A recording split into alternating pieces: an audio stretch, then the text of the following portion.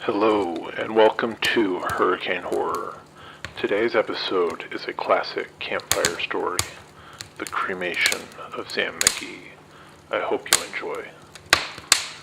There are strange things done in the midnight sun by the men who moil for gold. The Arctic trails have their secret tales that would make your blood run cold. The northern lights have seen queer sights, but the queerest they ever did see was that night on the marge of Lake LaBarge I cremated Sam Mcgee. Now Sam Mcgee was from Tennessee, where the cotton blooms and blows. Why he left his home in the South to roam round the pole, God only knows. He was always cold, but the land of gold seemed to hold him like a spell, though he'd often say in his homely way that he'd sooner live in hell. On Christmas Day we were mushing our way over the Dawson Trail. Talk of your cold through the parka's fold, it stabbed like a driven nail.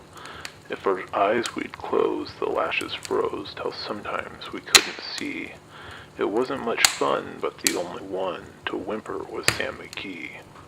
And that very night, as we lay packed tight in our robes beneath the snow, and the dogs were fed, and the stars overhead were dancing hill and toe, he turned to me, and Cap, says he, I'll cash in this trip, I guess, and if I do, I'm asking that you won't refuse my last request. Well, he seemed so low that I couldn't say no. Then he says with sort of a moan, it's the cursed cold, and it's got right hold till I'm chilled clean through to the bone. Yet ain't being dead, it's my awful dread of the icy grave that pains. So I want you to swear that foul or fair you'll cremate my last remains. A pal's last need is a thing to heed, so I swore I would not fail, and we started on at the streak of dawn. By God, he looked ghastly pale. He crouched on his sleigh, and he raved all day of his home in Tennessee, and before nightfall a corpse was all that was left of Sam Mcgee.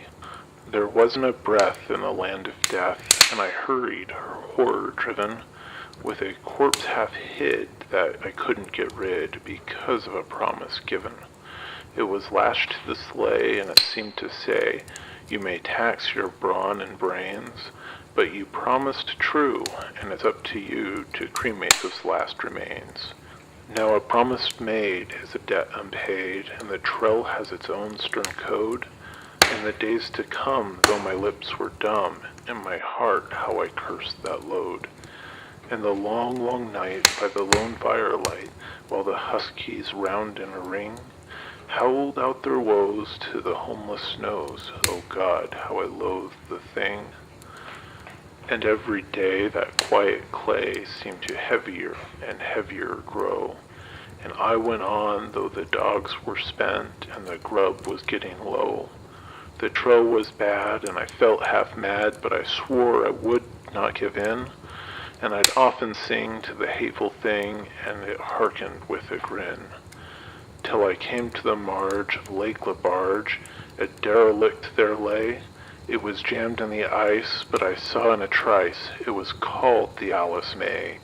And I looked at it, and I thought a bit, and I looked at my frozen chum. Then here, said I, with a sudden cry, is my crematorium. Some planks I tore from the cabin floor and lit the broiler fire. Some coal I found that was laying round, and I heaped the fuel still higher. The flames just soared, and the furnace roared, such a blaze you seldom see. And I burrowed a hole in the glowing coal, and I stuffed in Sam Mcgee. Then I made a hike, for I didn't like to hear him sizzle so, and the heavens scowled, and the huskies howled, and the wind began to blow. It was icy cold, but the hot sweat rolled down my cheeks, and I didn't know why, and the greasy smoke and the inky cloak went streaking down the sky. I do not know how long in the snow I wrestled with grisly fear, but the stars came out and they danced about, ere again I ventured near. I was sick with dread, but I bravely said, I'll just take a peep inside. I guess he's cooked, and as time I looked, the door I opened wide. And there sat Sam, looking cool and calm, in the heat of the furnace roar, and he wore a smile you could see a mile, and he said, "Please close that door.